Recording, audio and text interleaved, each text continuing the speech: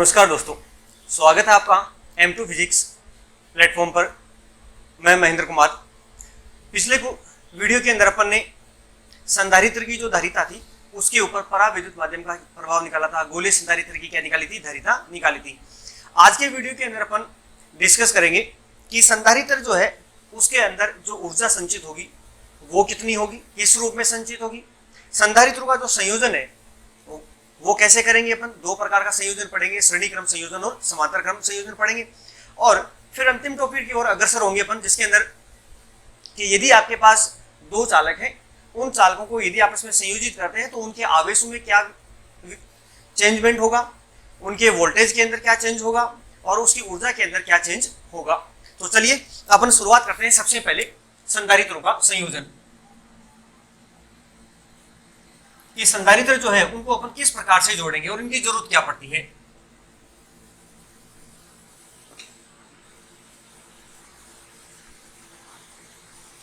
तो देखिए, संधारित्रों के संयोजन की जो आवश्यकता है वो क्यों पड़ती है। मान लिया कि अपने पास कोई संधारित्र है, एक संधारित्र है जिसकी जो धारिता है वो कितनी है, 2 माइक्रोफेरेड है। और एक संधारित्र है, दूसरा संधारित्र जिसकी जो धारिता है वो कितने फेरेड है, 4 माइक्रोफेरेड है। अब अपने पास ये 2 और 4 माइक्रोफेरेड धारिता के क्या है, संधारित्र है। लेकिन अपने को जो संधारित्र चाहिए वो ना तो 2 का चाहिए ना ही क्या चाहिए, 4 का चाहिए। यदि मुझे संधारित्र जो है वो मान लो 1.5 माइक्रोफेरेड का चाहिए, 1.5 माइक्रोफेरेड का चाहिए, या मुझे कितना फेरेड चाहिए, 6 माइक्रोफेरेड का चाहिए। अब ये जो दोनों धारिताएं हैं इनका तो संधारित्र कोई अपने पास है ही नहीं। अपने पास जो दो संधारित्र है वो एक 2 माइक्रोफेरेड का है, दूसरा कितने है, 4 माइक्रोफेरेड का है। जबकि अपने को चाहिए कितना, 1.5 माइक्रोफेरेड या कितना चाहिए, 6 माइक्रोफेरेड। तो अपन इन दोनों संधारित्रों को किस प्रकार से काम में ले, किस प्रकार से जोड़े कि अपने को ये धारिता क्या हो जाए, मिल जाए। तो यदि अपने को जितने जो धारिता के संधारित्र दिए उनसे ज्यादा चाहिए, उनसे कम चाहिए, तो अपने को क्या होता है, संधारित्रों के संयोजन की क्या होती है, आवश्यकता होती है। तो वो कौन कौन से संयोजन है जिनके अंदर अपन काम में लेंगे। तो सबसे पहला जो संयोजन है वो है श्रेणी क्रम संयोजन।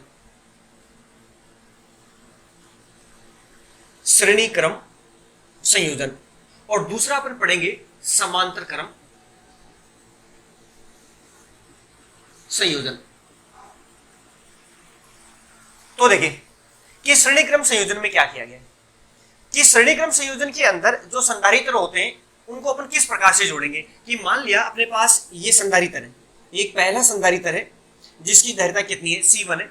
ये दूसरा संधारित्र है, इसकी धारिता कितनी है अपने पास है, C2 है। तीसरा एक संधारित्र है ये, जिसकी धारिता कितनी है, C3 है। और इस तरह से कितने भी n संधारित्र अपन क्या कर सकते हैं, ले सकते हैं। तो जैसे पहला संधारित्र है, इसकी पहली प्लेट और ये दूसरी प्लेट, दूसरे संधारित्र की ये पहली प्लेट है, ये दूसरी प्लेट है, तीसरे संधारित्र की ये पहली प्लेट है और ये दूसरी प्लेट है। तो अब इनको जोड़ेंगे कैसे। कौन संधारित्र की जो पहली प्लेट है, पहला संधारित्र की पहली जो प्लेट होती है उस प्लेट को अपन क्या करेंगे कि बैटरी के साथ में जो धनावेश है उसके साथ में क्या कर देंगे, जोड़ देंगे। और पहले संधारित्र की दूसरी प्लेट को किससे जोड़ेंगे, दूसरे संधारित्र की पहली प्लेट से किसी तार की सहायता से जोड़ दिया जाएगा। फिर दूसरे संधारित्र की दूसरी प्लेट को तीसरे संधारित्र की पहली प्लेट के साथ जोड़ दिया जाएगा। और इस तरह से जो अंतिम संधारित्र होगा उसकी अंतिम जो प्लेट होगी, दूसरी जो प्लेट होगी, उसको अपन बैटरी के किस सिरे से जोड़ देंगे, ऋणात्मक सिरे से जोड़ दिया जाएगा। तो ये जो क्रम होगा, ये क्रम कौन सा क्रम कहलाएगा, श्रेणी क्रम श्रेणी क्रम संयोजन कहलाएगा। कि पहले संधारित्र की द्वितीय प्लेट को दूसरे संधारित्र की पहली प्लेट से, दूसरे संधारित्र की दूसरी प्लेट को तृतीय संधारित्र की पहली प्लेट से, और अंतिम संधारित्र की जो द्वितीय प्लेट है उसको किससे जोड़ दे अपन, बैटरी के ऋणात्मक सिरे से या निम्न विभव से जोड़ दे। और पहली जो प्लेट है संधारित्र की, पहले संधारित्र की, उसको अपन किससे जोड़ दिया, उच्च विभव से जोड़ दिया। तो ये जो क्रम कहलाता है, ये कौन सा क्रम कहलाता है, श्रेणी क्रम संयोजन कहलाता है। अब अपने को देखना है कि चलो अपन ने अलग अलग धारिता के 3 संधारित्र जोड़ दिए। अब ये जो बैटरी है, इस बैटरी का मान लिया कि वोल्टेज कितना है, V वोल्टेज की बैटरी है। या प्रारंभिक और अंतिम सिरे के बीच में विभवांतर कितना है, V है अपने पास है। अब जैसे यहां से धारा प्रवाहित की जाएगी तो क्या होगा, ये संधारित्र क्या होंगे, आवेशित होंगे। मान लिया इस बैटरी से कितना आवेश प्रवाहित हुआ यहाँ पर, क्यों आवेश क्या होता है, प्रवाहित होता है। तो ये जो आवेश होगा इससे पहले संधारित्र की पहली प्लेट जो होगी वो कैसी हो जाएगी, धनावेशित हो जाएगी। और दूसरी जो प्लेट है वो उतनी ही क्या हो जाएगी, आंतरिक जो हिस्सा होगा दूसरी प्लेट का ये ऋणावेशित होगा, और बाहरी जो प्लेट का हिस्सा है वो कैसा होगा, धनावेशित। और ये जो धनावेश है वो इस तार की सहायता से दूसरी प्लेट की संधारित्र की कहां पर आ जाएगा, पहली प्लेट के ऊपर आ जाएगा। और फिर दूसरी प्लेट, दूसरे संधारित्र की जो पहली प्लेट धनावेशित होगी तो ये जो दूसरी प्लेट होगी ये प्रेरण के कारण कैसी हो जाएगी, अपने पढ़ा था कि कैसी हो जाएगी, नेगेटिव ऋणात्मक हो जाएगी, उतना ही आवेश आ जाएगा यहाँ पर। और बाहर वाला सिरा कैसा हो जाएगा, धनावेशित। फिर ये धनावेश अगले संधारित्र पे चला जाएगा, तो पहली प्लेट क्या होगी, धनावेशित होगी, और दूसरी प्लेट क्या होगी, ऋणावेशित होगी। ये क्रम क्या होगा, चलता रहेगा। तो इस तरह से अपन देखेंगे कि ये जितने भी प्लेटें हैं, जितने भी संधारित्र जो लगे हुए हैं, इन सभी संधारित्रों के ऊपर आवेश का मान कैसा होगा, समान होगा। तो पहला संधारित्र उसके ऊपर भी आवेश क्यू है, दूसरे संधारित्र का उस पर भी आवेश कितना होगा, क्यू, और तीसरे संधारित्र पे आवेश की मात्रा कितनी होगी, क्यू होगी। अब देखिए, जब पहले संधारित्र के ऊपर आवेश Q1 है और धारिता कितनी है, C1 है, तो अपन ने क्या पढ़ा था, जब संधारित्र की परिभाषाएं पढ़ी थी तो अपन ने क्या लिखा था, Q equal to C into क्या लिखा था अभी। तो यहां से विभव की यदि बात करें तो क्या आ रहा है, V बराबर Q अपोन कितना आ रहा है, C। तो इसका मतलब इन सभी संधारित्रों के ऊपर आवेश तो कैसा है, बराबर है, लेकिन धारिताएं कैसी है, अलग अलग है। इसका मतलब सबके ऊपर उत्पन्न विभवांतर भी कैसा है, अलग अलग है। इसका मतलब तो अपन क्या लिख सकते हैं कि पहले संधारित्र के ऊपर उत्पन्न वोल्टेज कितना है, V1, दूसरे के ऊपर वोल्टेज उत्पन्न कितना है, V2, और तीसरे संधारित्र के ऊपर कितना वोल्टेज है, V3 है। तो अब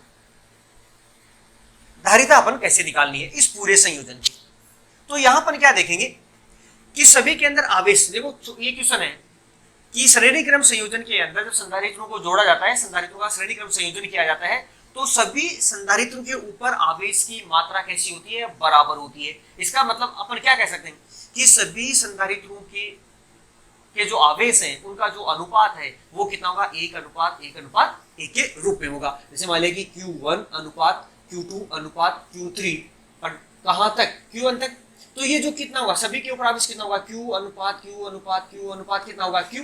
इस तरह से तो कितना मिल गया अपने को, 1:1:1 मिला।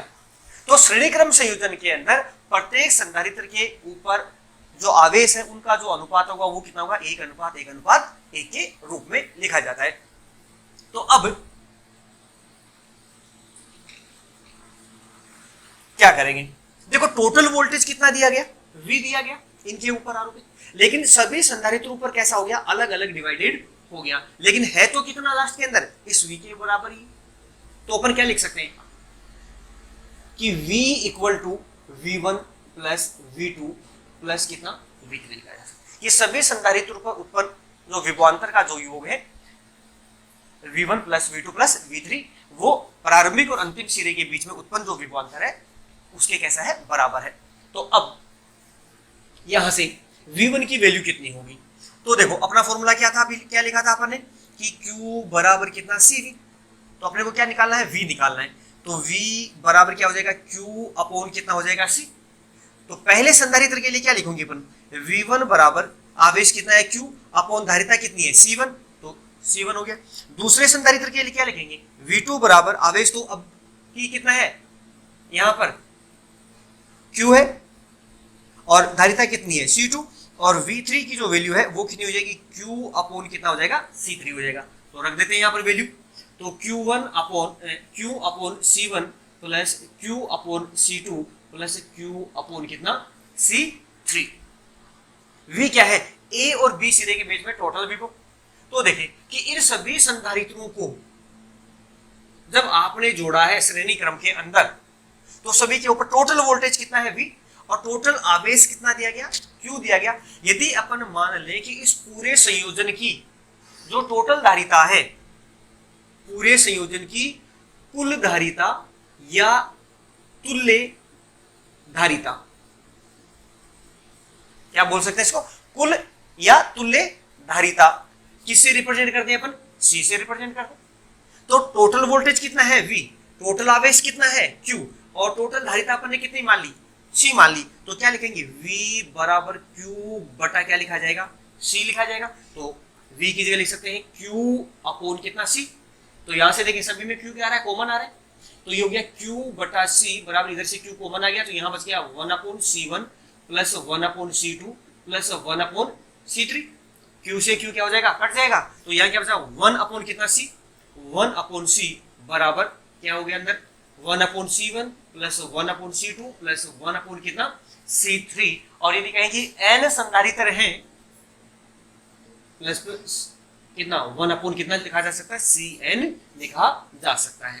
तो इस तरह से ये जो है ये अपनी क्या है, तुल्य धारिता है। C जो है वो क्या है, तुल्य धारिता है। तो अब क्या कहेंगे अपन कि श्रेणी क्रम संयोजन के में ये तुल्य धारिता का कैसा है, व्युत्क्रम है। तुल्य धारिता का कैसा है, व्युत्क्रम 1/C है। तो अपन क्या बोलेंगे कि श्रेणी क्रम संयोजन की तुल्य धारिता का जो व्युत्क्रम है प्रत्येक संधारित्र की धारिता के व्युत्क्रम के योग के कैसा होगा, बराबर होगा। अब ये जो तुल्य धारिता आई इससे अपने को देखना है कि जो वैल्यू आएगी वो जितने भी संधारित्र हैं उनकी धारिताओं से ज्यादा आएगी या उससे कम आएगी, वो देखते हैं। तो अपने एक एग्जांपल लेते हैं छोटा सा, कि मान लिया कि अपने पास दो संधारित्र हैं।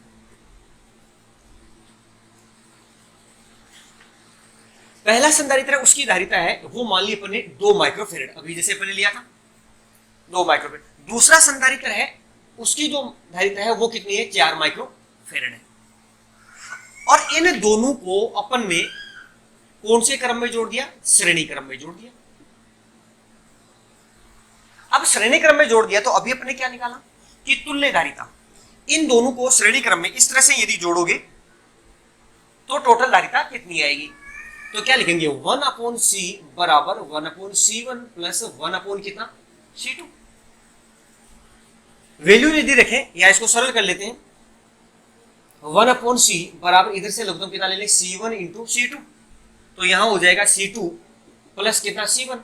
तो अपने को C निकालना है, ये 1/C है तो क्या कर दें, पलट दें इसको।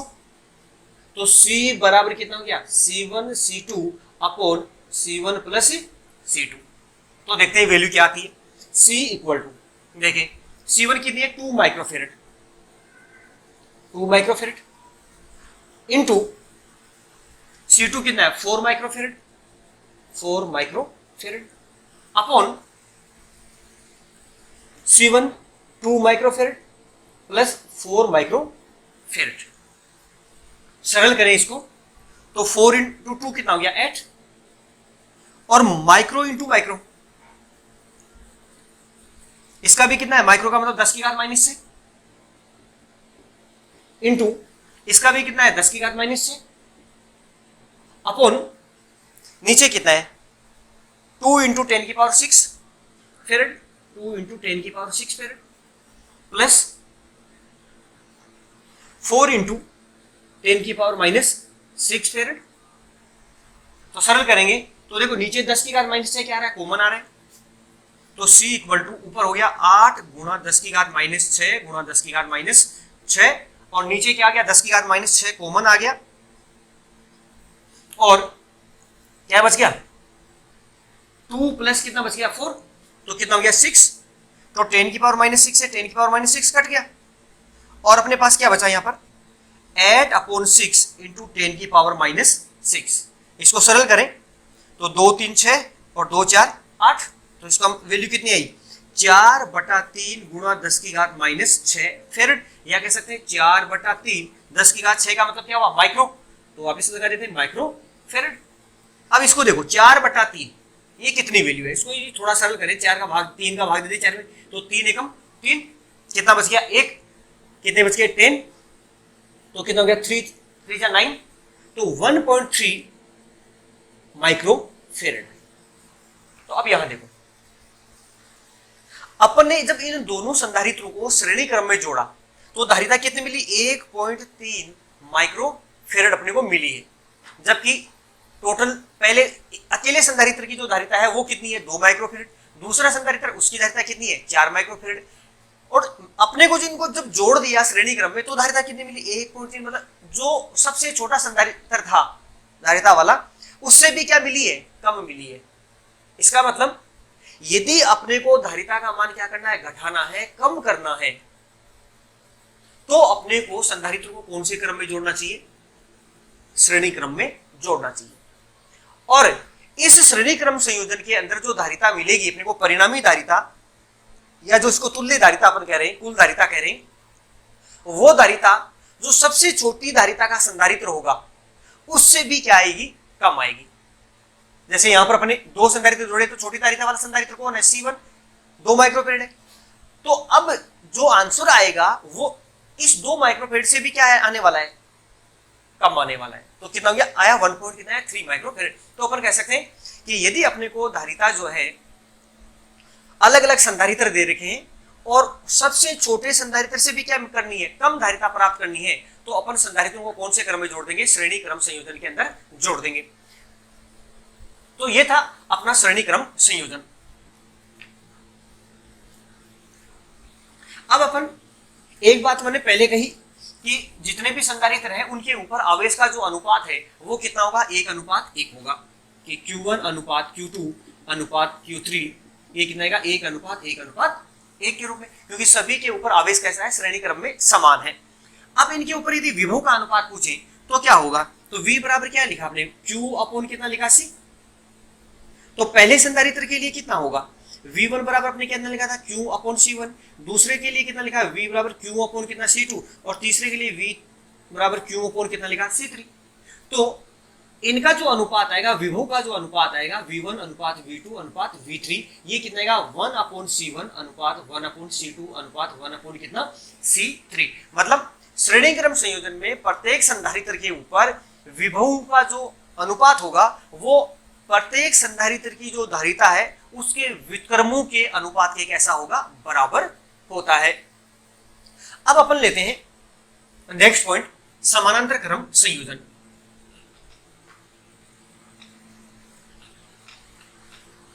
तो देखिए समांतर क्रम संयोजन के अंदर क्या होगा, क्या क्या मान निकलेंगे अपने पास।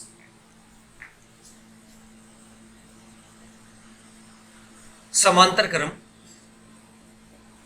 संयोजन पैरेलल सीरीज के रूप में, तो समांतर क्रम संयोजन में क्या किया जाता है कि जितने भी संधारित्र हैं, जैसे मान लिया कि अपने भी लिया था कि एक संधारित्र है जिसकी धारिता अपने पास कितनी है, C1, दूसरा जो संधारित्र है उसकी धारिता अपन ने कितनी ली थी, C2, और तीसरा जो संधारित्र है उसकी धारिता अपन ने कितनी ली थी, C3 ली थी। 3 संधारित्र। तो इन संधारित्रों की ये पहली प्लेट है, ये दूसरी प्लेट है, सभी की पहली प्लेट, दूसरी प्लेट, पहली दूसरी और दूसरी प्लेट। यदि अपन जितने भी संधारित्र आपको दिए गए, चाहे वो n संधारित्र है, चाहे 5 है, 10 है, कितने भी, उनकी प्रथम प्लेट ये वाली, इन सभी प्रथम प्लेट को क्या करें, एक जगह पर जोड़ दें, और जो द्वितीय प्लेट है उसको क्या कर दें, एक जगह जोड़ दें। तो ये जो क्रम कहलाता है, ये क्या कहलाता है, समानांतर क्रम संयोजन कहलाता है। ठीक है। अब इन दोनों सिरों के ऊपर जो प्रथम प्लेट को अपने जोड़ा, उस सिरे को बैटरी के कहां जोड़ दें, उच्च विभव से जोड़ दें, धनावेश से, और दूसरा अंतिम दूसरी प्लेट का जो सिरा है उसको बैटरी के कहां जोड़ दें, ऋणात्मक विभव से अपन जोड़ देते हैं। और ये जो बैटरी है इसका वोल्टेज कितना है, V है। अब जैसे ही संधारित्र को आवेशित करेंगे अपन, तो क्या होगा, यहां से जो आवेश आएगा इस बैटरी से, वो यहां आके इस बिंदु पर आके, यहां तक कितना चला, Q ही चला, लेकिन यहां आके ये जो Q है वो कितने भागों में डिवाइड हो गया, अलग अलग भागों में डिवाइड हो। मान लिया पहला जो संधारित्र है इसके ऊपर आवेश कितना आया, Q1, दूसरा संधारित्र है उसके ऊपर आवेश कितना आया, Q2, और तीसरा संधारित्र है उसके ऊपर आवेश कितना हो गया, Q3 आवेश हुआ। कि पहले संधारित्र पर Q आवेश संचित हुआ, दूसरे पर Q2 आवेश और तीसरे पर कितना, Q3 आवेश हुआ। तो इसका मतलब कि श्रेणी क्रम में देख लो, अपन क्या देख रहे थे कि श्रेणी क्रम में जब जोड़ते हो तो सभी संधारित्रों के ऊपर आवेश कैसा रहता है, समान रहता है। ठीक है। जबकि समांतर क्रम में सभी संधारित्रों के ऊपर आवेश कैसा है, अलग अलग होता है। अब रही बात है विभव की, जब संधारित्र को समानांतर क्रम में जोड़ा जाता है तो इनके ऊपर जो विभव होता है वो किसके बराबर होता है, बैटरी के विभव के बराबर होता है। इसका मतलब प्रत्येक संधारित्र के ऊपर जो विभवांतर है वो कितना है, V है। तो ये तो रहा अपना परिपथ, किसे कहेंगे अपन, समांतर क्रम संयोजन। अब देखते हैं इसके कि समांतर क्रम संयोजन की जो तुल्य धारिता है, कुल धारिता है, वो कितनी होगी। तो अपने पास क्या करेंगे यूज, क्या कहा अपने कि इस बैटरी से जो आवेश है कितना है टोटल, Q आवेश। कितने भागों में टूटा, 3 भागों में, Q1, Q2 और Q3। लेकिन अपने क्या पढ़ा है कि आवेश तो हमेशा कैसा रहता है, संरक्षित रहता है। तो इसका मतलब क्या लिख सकते हैं कि Q इक्वल टू कितना हुआ, Q1 plus Q2 plus Q3, और यदि n पद है तो n पदों तक करते जाएंगे अपन। अब तो Q1 की वैल्यू कितनी है, Q1 की वैल्यू कितनी है, यहां देखें, इस पहले संधारित्र की धारिता C1 है और इसके ऊपर विभव कितना है, V। तो अपने क्या पढ़ा कि Q इक्वल टू कितना, CV। तो पहले संधारित्र के लिए क्या लिखेंगे, Q1 बराबर धारिता कितनी है, C1, और विभव कितना है, V। दूसरे संधारित्र के लिए क्या लिखोगे, Q2 बराबर धारिता कितनी दूसरी संधारित्र की, C2। तो C2 और विभव तो कितना है, V है, बराबर ही है। और तीसरे संधारित्र के लिए धारिता कितनी हुई, आवेश कितना लिखेंगे, Q3 बराबर धारिता कितनी है, C3 इंटू कितना, V। रख दीजिए वैल्यू। तो यहां रखेंगे तो Q1 बराबर कितना लिखा, C1V प्लस Q2 की जगह रखा C2V और प्लस Q3 की जगह रखा C3 इंटू कितना रखा, V रखा। अब Q क्या है, टोटल आवेश इन सभी के ऊपर जो अपन संधारित्र जोड़ रखे, इन सब पर टोटल आवेश कितना है, Q। टोटल विभवांतर कितना है, V। और भाई इनके ऊपर टोटल धारिता, इस पूरे संयोजन की तुल्य धारिता या कुल धारिता, कुल धारिता कितनी ले लें, C ले लें। तो क्या लिखोगे, Q बराबर क्या लिखोगे, CV। रख दे यहां पर Q बराबर कितना, CV। तो यहां से V कॉमन ले लिया इधर से, तो CV बराबर V कॉमन आ गया। तो यह क्या बचा, C1 प्लस C2 प्लस कितना, C3। V से V कैंसिल, और क्या हो गया, C बराबर क्या बना, C1 प्लस C2 प्लस कितना बना, C3। तो समांतर क्रम संयोजन के अंदर कुल जो धारिता आती है वो सभी संधारित्र की धारिताओं के योग के कैसी होती है, बराबर होती है। जबकि ये तो पैरेलल सीरीज है तो CP से भी रिप्रेजेंट कर सकते हैं इसको अपन। और श्रेणी क्रम सीरीज में अपने क्या पढ़ा, 1/CS बराबर 1/C1 प्लस 1/C2 प्लस 1/ कितना पढ़ा, C3 है। तो समांतर क्रम संयोजन के अंदर, पैरेलल क्रम के अंदर जो है तुल्य धारिता या कुल धारिता सभी संधारित्रों की धारिताओं के योग की कैसी होती है, बराबर होती है। जबकि श्रेणी क्रम संयोजन के अंदर क्या कहा कि तुल्य धारिता का जो व्युत्क्रम है वो सभी धारिताओं के व्युत्क्रमों के योग के कैसा होता है, बराबर होता है। अब अपन कि जब समांतर क्रम में जोड़ेंगे तो तुल्य धारिता जो आएगी वो कितनी आएगी, कम आएगी या ज्यादा आएगी। तो अभी जो अपन ने उदाहरण लिया था सेम वही उदाहरण वापस रिपीट करते हैं अपन कि दो संधारित्र अपने पास C1 बराबर 2 माइक्रोफेरेड और C2 बराबर कितना है, 4 माइक्रोफेरेड है। दो संधारित्र लिए थे पिछली बार भी अपन ने, वही वापस रिपीट कर रहे हैं।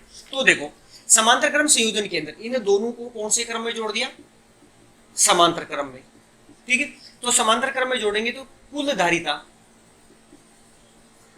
या तुल्य धारिता कितनी होगी, क्या लिखेंगे, CP बराबर C1 प्लस C2। फॉर्मूला अपना C1 कितनी है, 2 माइक्रोफेरेड, 2 माइक्रोफेरेड प्लस C2 कितना है, 4 माइक्रोफेरेड। तो कितना आया, 2 और 4 कितना गया, 6। तो 6 माइक्रोफेरेड आया। तो देखिए धारिता क्या हो गई, बढ़ गई। इसकी जितनी थी, जो सबसे बड़ा संधारित्र था उससे भी क्या आ रही है, वैल्यू ज्यादा आ रही है। इसका मतलब कि जब अपने को धारिता का मान यदि बढ़ाना हो तो अपने को संधारित्रों को कौन से क्रम में जोड़ना चाहिए, समानांतर क्रम में जोड़ना चाहिए। घटानी है तो श्रेणी क्रम में, और बढ़ानी है धारिता को तो कौन से क्रम में जोड़ना है, समानांतर क्रम में जोड़ना है।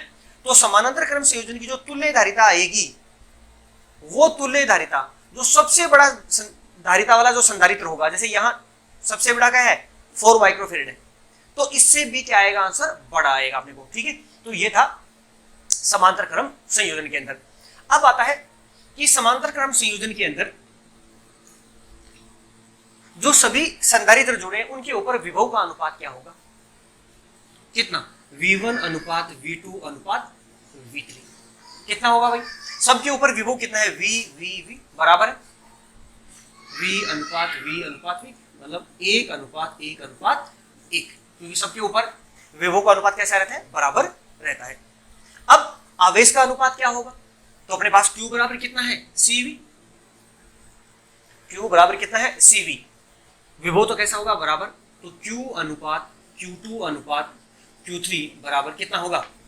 ये विभव तो सबके लिए कैसा होगा? बराबर। तो क्या होगा अनुपात? C1 अनुपात C2 अनुपात C3। मतलब समांतर क्रम संयोजन के अंदर सभी संधारित्रों के ऊपर आवेशों का जो अनुपात होगा वो धारिताओं के अनुपात के कैसा होगा? बराबर होता है।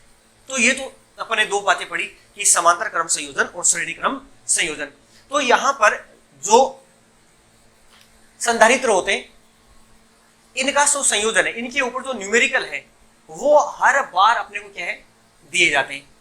आपको सर्किट दिया जाएगा और उस सर्किट के ऊपर क्या पूछा जाएगा? न्यूमेरिकल पूछा जाएगा।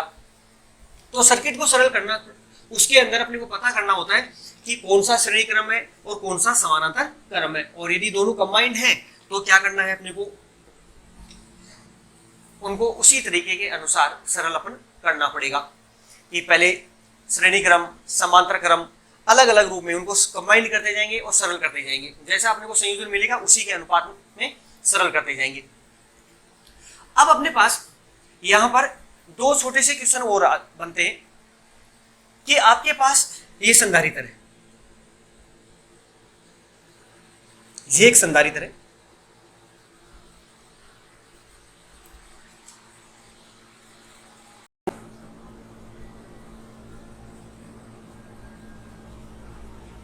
ये संधारित्र अपने दो संधारित्र लिए, क्योंकि एक में अपन श्रेणी क्रम और समांतर क्रम दोनों की चर्चा करेंगे अपन यहां पर। तो अपन ने क्या किया, इस जो प्लेट है कितनी है? ए का जो क्षेत्रफल है ए, यहां पर भी प्लेटों का क्षेत्रफल कितना है? ए है। और इन प्लेटों के बीच की जो डिस्टेंस वो कितनी है? डी है। अपन ने पहले ली थी। तो समांतर प्लेट संधारित्र की धारिता का सूत्र क्या पढ़ा था अपन ने? कि C बराबर एप्सिलॉन नोट A अपॉन कितना पढ़ा? डी। कहां पर? किसमें? निर्वात के अंदर। और माध्यम के अंदर अपन ने पढ़ा था Cm बराबर कितना? Epsilon note into epsilon R A upon कितना पढ़ा था? डी पढ़ा था, ये माध्यम के अंदर। कि जब दोनों प्लेट, इन प्लेटों के बीच में क्या है? कोई माध्यम रखा गया, कोई पराविद्युत माध्यम रखा गया, तो धारिता का सूत्र ही अपने निकाला था। अब अपने पास क्या है कि जैसे ये संधारित्र है पहला, इस पहले संधारित्र के अंदर अपन ने 3 पराविद्युत पट्टिकाएं रखी गई है और 3 ही पराविद्युत पट्टिकाएं यहां रखेंगे अपन।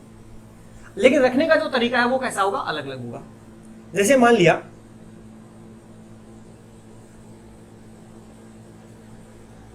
ये 3 पट्टिकाएं हैं, ये पहली प्लेट है,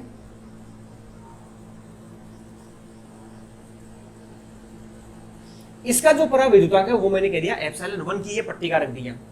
दूसरी ये पट्टिका है जिसका जो पराविद्युतांक है वो कितना है? एप्सिलॉन 2 है। और तीसरी पट्टिका जो यहां रखी गई है ये, इसका पराविद्युतांक कितना है? एप्सिलॉन 3 है। अब यहां देखो कि तीनों जो पट्टिकाएं हैं ये समान मोटाई की है, बराबर मोटाई की अपने ली है यहां पर। तो टोटल जो डिस्टेंस है वो कितनी है? डी। कितने भागों में टूट गई? 3 भागों में बट गई। तो इस पहली प्लेट की जो मोटाई है ये कितनी होगी? D/3। दूसरी जो प्लेट है ये, इसकी भी मोटाई कितनी होगी? D/3। और तीसरी जो पट्टिका है ये, इसकी भी मोटाई कितनी होगी? D/3 होगी। और क्षेत्रफल कैसा है? बराबर, पूरी इस प्लेट के बराबर है। तो इन प्लेटों का ये जो पराविद्युत पट्टिकाएं रखी गई हैं, इनका क्षेत्रफल किसके बराबर है? ए के बराबर ही है। तो अब इसकी तुल्य धारिता क्या होगी? इस संधारित्र की आपको इस तरह से चित्र दिया जाएगा और चित्र की क्या पूछी जाएगी? तुल्य धारिता पूछी जाएगी। तुल्य धारिता। तो अब इसके अंदर कौन सा, भाई अपन ने तो पूरा एक संधारित्र था, उसके अंदर ही क्या कर दी? अलग अलग मोटाई की क्या कर दी? पट्टिकाएं घुसा दी। तो ये कौन सा संधारित्र, किस तरह के इसके अंदर संयोजन बनेंगे। तो ये जो संयोजन होता है इसके अंदर ऐसे देखो कि जैसे अपने पास कि ये वाली प्लेट है, ये ऊपर की प्लेट, इसके जस्ट इसको यूं समझो कि मेरा ये ऊपर वाला, ये जो हाथ का ऊपरी हिस्सा है ये संधारित्र की ये ऊपर वाली प्लेट है ये, और ये जो अपने पराविद्युत पट्टिका रखी है इसको ये समझो कि ये पराविद्युत पट्टिका है, और ये पराविद्युत पट्टिका जो है इसका ये ऊपरी सिरा जो है ये यहाँ इसके प्लेट के टच है इसे। तो ये पहला सिरा ऊपर वाले हिस्से पे आ गया, दूसरा सिरा कहाँ गया, नीचे। अब इसका जो दूसरा सिरा है ये वाला सिरा, ये दूसरी जो प्लेट है इसके कहाँ पर आ गया, ऊपरी सिरे पर, मतलब पहले सिरे के क्या हो गया, टच हो गया। तो एक तरह से ये जो है ऊपर वाला क्या बन गया, एक संधारित्र बन गया। और इसकी दूसरी प्लेट जो नीचे वाली है, ये दूसरा जो संधारित्र है नीचे बन रहा है इसकी ऊपर वाली प्लेट के, मतलब पहली प्लेट के ऊपर, और फिर नीचे वाली जो दूसरी प्लेट है वो तीसरे की नीचे वाली पे बन रही है। तो ये वाला जो है इसका तुल्य चित्र ऐसे बनेगा।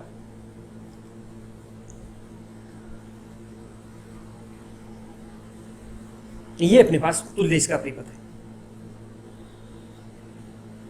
ये अपने पास जो अपने पहला ये बना, दूसरा ये वाला बन गया संधारित्र, और तीसरा ये वाला संधारित्र बन गया।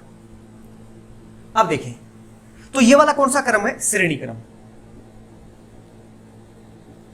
कौन सा बन गया, श्रेणी क्रम। अब श्रेणी क्रम बना तो यहां पर देखो ये पट्टिका कितनी है, इसकी मोटाई कितनी है d/3, और क्षेत्रफल कितना है a, अपने लिया था यहां पर। परावैद्युतांक कितना है ε1। इसकी पट्टिका की मोटाई कितनी है d/3, और क्षेत्रफल कितना है a ही है, और परावैद्युतांक कितना है ε2, और इसके लिए d/3, और परावैद्युतांक कितना है ε3। यदि पर कहें कि इसकी धारिता C1 है, इस दूसरी प्लेट की धारिता C2 है, और तीसरे की कितनी है C3 है, तो श्रेणी क्रम संयोजन में तुल्य धारिता का सूत्र क्या पड़ा, 1/CS बराबर 1/C1 प्लस 1/C2 प्लस 1/ कितना C3। अपने को क्या निकालना है, C1, C2 और C3 क्या है, परावैद्युत रखा गया है माध्यम। क्षेत्रफल A है, प्लेटों के बीच की डिस्टेंस कितनी है d/3 होगी, और परावैद्युतांक कितना गया ε1। तो देखो क्या बना, माध्यम की उपस्थिति में ε0 εr A कितना है d। तो पहली प्लेट जो संधारित्र बन रहा है इसकी धारिता कितनी होगी, C1 बराबर ε0 ε1 A d कितना है d/3। तो 3 कहां चला जाएगा, ऊपर, तो 3 यहां लिख देता हूं, C1 बराबर 3 ε1 A कितना हो गया d। और इसी प्रकार से C2 और किसके लिए लिख सकते हैं, C3 के लिए। तो क्या बन जाएगा, C2 बराबर 3 धारिता कितनी होगी C2 की ε2 A कितना हो गया d, और C3 लिख सकते हैं 3 ε3 A कितना d। वैल्यू रख दीजिए यहां पर, यहां वैल्यू रखेंगे तो 1/CS बराबर 1/C1 की वैल्यू है 3 ε1 A कितना d प्लस 1/3 ε2 A कितना d, और प्लस 1/3 ε3 d सॉरी A कितना d। ये d कहां चला जाएगा, ऊपर, तो उसको ऊपर लिख देता हूं मैं सीधा यहां से, ये d हटा देते हैं इसको, ये d ऊपर चला गया। अब देखो d/3 ε0 A सभी में क्या आ रहा है कॉमन, तो 1/C3 CS बराबर d/3 ε0 A क्या आ गया कॉमन, और क्या बच गया अपने पास यहाँ पर 1/ε1 प्लस 1/ε2 प्लस 1/ कितना ε3। तो इस तरह से अपन क्या करेंगे, इसको सरल करेंगे आगे, और सरल करके क्या निकाल सकते हैं, तुल्य धारिता का मान निकाल सकते हैं। तो इस तरह से यदि पट्टियां रखी गई हैं तो वो जो क्रम है कौन सा क्रम बनेगा, श्रेणी क्रम संयोजन बनेगा। अब दूसरे संधारित्र के अंदर लेते हैं जिसके अंदर जो प्लेटें रखी गई हैं उनको इस तरह से रखा गया है। जैसे मान लो मैंने 2 ही प्लेट ले ली, थोड़ा अपने को टाइम कम लगे, ये 2 प्लेट ली है, ये पहली प्लेट है इधर,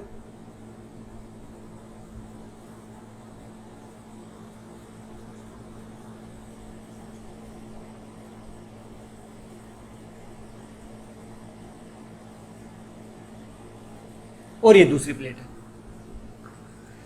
ये जो प्लेट यहां रखी गई है इसके अंदर देखें, इसका पराविद्युतांक मान लिया अपने कितना है एप्सिलॉन 1 और इसका पराविद्युतांक कितना मान लिया एप्सिलॉन 2 मान लिया। तो यहां देखेंगे अब की बार क्या हुआ कि दोनों जो प्लेटें हैं, ये जो पराविद्युत पट्टिकाएं रखी गई हैं, ये दूरी तो कैसी है, बराबर है। डी दूरी में ये एप्सिलॉन 1 पराविद्युतांक की पट्टिका रखी गई है और डी दूरी के अंदर ही क्या रखी गई है, एप्सिलॉन 2 पराविद्युतांक की पट्टिका रखी है। लेकिन जो इतना जो ये एरिया था, क्षेत्रफल था, इस क्षेत्रफल को इन दोनों ने कितने भागों में तोड़ दिया, 2 भागों के अंदर तोड़ दिया। आधा इसने तोड़ दिया और आधा इसने तोड़ दिया। अपन 2 ले रहे हैं, बराबर ले रहे हैं, जैसा अपने को कहा जाएगा उसी के अकॉर्डिंग अपन ले सकते हैं। तो भी अपन लेके चल रहे हैं कि आधे भाग के अंदर है। तो इसका मतलब ये जो इस पहली प्लेट, ये वाला हिस्सा है और ये वाला दूसरा हिस्सा, इनके अंदर देखो कि इसका ऊपरी हिस्सा देखो इसी प्लेट के ऊपर है और इसका सिरा भी इसी प्लेट के ऊपर है। मतलब इन दोनों के पहले सिरे जो है वो परत की पहले सिरे पर जुड़े हुए और दूसरे जो सिरे ये है वो कहां जुड़े हुए, इस संधारित्र की दूसरे सिरे पर जुड़े हुए। तो इसका मतलब जितने भी आपने पराविद्युत पट्टिकाएं लिखे उनके पहले जो सिरे हैं वो एक बिंदु पर जुड़े हुए हैं और दूसरे बिंदु कहां है, दूसरे बिंदु पर जुड़े हुए हैं। तो ये कौन सा क्रम कहलाता है कि सभी सिरे एक जगह पर, पहले सिरे एक जगह और दूसरे सिरे दूसरी जगह पर एक साथ जुड़े हैं। तो कौन सा क्रम कहलाता है, समानांतर क्रम। तो इसका मतलब ये कैसा संयोजन है, समानांतर क्रम, समांतर क्रम संयोजन है। और समांतर क्रम संयोजन है तो अपन देखेंगे कि क्या सूत्र अपने पास अंदर कि Cp बराबर कितना है, C1 प्लस C2। तो यहां इसका मोटाई तो कितनी है भाई, ये जो चौड़ाई है कितनी है, D है, दोनों प्लेटों के बीच की डिस्टेंस D। और लेकिन क्षेत्रफल जो है वो टोटल कितना है, A है। लेकिन यहां इस प्लेट का कितना हो गया, A बाई कितना हो गया, 2 हो गया। और यहां इसका भी कितना हो गया, A बाई 2 हो गया। तो यहां क्षेत्रफल का डिवाइडेशन हो रहा है। तो अब अपन क्या करेंगे, पहले संधारित्र की धारिता माध्यम की उपस्थिति में क्या लिखेंगे, C1 बराबर epsilon not into epsilon 1 into A। तीन सूत्र तो अपना यही है ना, माध्यम की उपस्थिति में Cm बराबर epsilon not epsilon R A upon कितना है D। तो एप्सिलॉन नॉट आ गया, एप्सिलॉन R कितना, पहले के लिए कितना है एप्सिलॉन 1, क्षेत्रफल A, ये A जो है वो कितना हो गया, A बाई 2 हो गया, A बाई 2 अपॉन D। प्लेटों के बीच की डिस्टेंस कितनी है, यहाँ पर भी D है, तो यहाँ पर कितना कर दिया आपने, D रख दिया। तो अब 2 को नीचे ले आऊं तो यहाँ पर कितना हो गया, epsilon not epsilon 1 A upon कितना हो गया, 2D हो गया। दूसरे संधारित्र के लिए, इसके लिए क्या लिखेंगे, C2 बराबर सेम इसी तरह से सीधा लिख सकते हैं एप्सिलॉन नॉट एप्सिलॉन 2, पराविद्युतांक एप्सिलॉन 2 है, क्षेत्रफल A बाई कितना हो गया 2 और डिस्टेंस दोनों के बीच की कितनी है, D है। तो इस तरह से यहाँ वैल्यू रखेंगे। तो Cp बराबर C1 की वैल्यू रख दीजिए epsilon not epsilon 1 A upon 2D plus epsilon not epsilon 2 A upon कितना, 2D। कॉमन ले लीजिए, यहाँ से क्या आ रहा है, एप्सिलॉन नॉट A और 2D कॉमन आ रहा है। तो एप्सिलॉन नॉट A अपॉन कितना हो गया, 2D कॉमन आ गया और अंदर बच गया एप्सिलॉन 1 बच गया यहाँ पर प्लस, और यहाँ क्या बच गया, एप्सिलॉन 2। तो ये हो गया समानांतर क्रम संयोजन के अंदर आंसर अपना। तो काफी इंपॉर्टेंट ये बनता है श्रेणी क्रम संयोजन और समांतर क्रम संयोजन के अंदर दोनों में कि आपने जो पट्टिकाएं रखी गई है वो किस तरह से रखी गई है। ठीक, तो ये अपना समांतर क्रम संयोजन और श्रेणी क्रम संयोजन का टॉपिक कंप्लीट हुआ। अब अपने पास आता है नेक्स्ट पॉइंट कि संधारित्र में संचित ऊर्जा और ऊर्जा घनत्व है। संधारित्र में संचित ऊर्जा, और ये टॉपिक अपने जब पहला चैप्टर पढ़ा था वहां पर भी निकाला था, वहां निकाला था विद्युत क्षेत्र में संचित ऊर्जा। सेम वही टॉपिक है, वही आंसर आने वाला है, बस करने का क्या है, मेथड थोड़ा सा बदल रहा है और ज्यादा कुछ नहीं बदलने वाला, आंसर वही आने वाला है। और जो मैंने कहा था कि देखो क्या निकालनी है, ऊर्जा निकालनी है, संधारित्र में संचित ऊर्जा निकालनी है। और ऊर्जा का संबंध तो किससे है भाई, कार्य से। इसका मतलब क्या निकालो, कार्य निकालो। अब कार्य निकालोगे तो आप कर क्या रहे हो, यहाँ पर संधारित्र को आवेशित कर रहे हो। आवेशित कर रहे हो तो क्या दोगे, आवेश दोगे। आवेश दोगे तो उसके ऊपर क्या उत्पन्न होगा, विभव उत्पन्न होगा, और विभव उत्पन्न हुआ है और इसका मतलब क्या किया जा रहा है, वहां पर कार्य किया जा रहा है। तो इस तरह से कार्य का संबंध अपने को पता है विभव और किससे है, आवेश से। क्या फॉर्मूला पढ़ा था, W बराबर क्या पढ़ा था, Q इंटू कितना पढ़ा था, V पढ़ा था। बस यही तो फॉर्मूला है, इसी को क्या करते जाना है, सरल करते जाना अपने पास। तो अब बात आती है कि कैसे करेंगे। ये तो अपनी रही भूमिका, मतलब एक तरह से अपना ऊर्जा का संबंध क्या है, कार्य से। तो क्या निकालना है भाई, कार्य का फॉर्मूला लगाना है। और कार्य का जो फॉर्मूला लगाना है वो किसके रूप में आएगा, विभव और किसके रूप में, आवेश के रूप में अपने को लगाना है यहाँ पर। ठीक है, तो अब लेते हैं कि ये अपने पास संधारित्र है और इस संधारित्र की जो धारिता है वो अपन ने कितनी मान ली, C धारिता मान ली। जब अपन इस संधारित्र के ऊपर प्रारंभ में प्रारंभिक जो आवेश है वो कितना है, 0 है, कोई आवेश नहीं है इसके ऊपर। अब क्या करोगे आप, धीरे धीरे धीरे धीरे आवेश की मात्रा बढ़ाओगे। पूरा का पूरा आवेश एक साथ तो आरोपित किया नहीं जाएगा, दिया नहीं जा सकता, ये ग्रहण नहीं करेगा। धीरे धीरे आवेश बढ़ाएंगे। जैसे जैसे इसको आवेश दोगे तो जो आवेश पहले इसके ऊपर आ चुका और उसके आगे और आवेश दोगे तो पहले वाला आवेश क्या करेगा, इसका विरोध करेगा, और विरोध करेगा प्रतिकर्षण लगाएगा।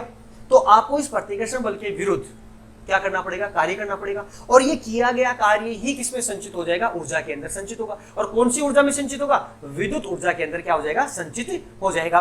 कहां पर संचित होगा, इन प्लेटों के बीच में संचित होगा।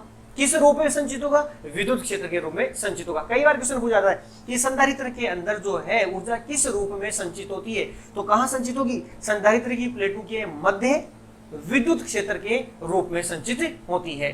तो चलिए शुरुआत करते हैं। तो ये मान ली धारिता अपने कितनी है, C है। तो अपने का प्रारंभिक आवेश कितना है, 0। आपने कुल आवेश इसको मान लिया कितना दे दिया, Q आवेश दिया, धीरे धीरे धीरे बढ़ाया। मान लिया किसी समय के ऊपर, किसी समय या क्षण टाइम के ऊपर आपने जब इसको आवेश दिया तो इसके ऊपर उत्पन्न विभव कितना है, V डैश। और मान लिया कि आपने कितना आवेश दिया, dq आवेश दिया। किसी समय के ऊपर कितना आवेश दिया, dq आवेश। अब dq आवेश को देने में किया गया कार्य कितना है, dw। मान लिया अपन ने कि अपन ने किसी समय के ऊपर कितना आवेश दिया, dq आवेश दिया। तो संधारित्र की पर कितना विभव उत्पन्न हो गया, V dash.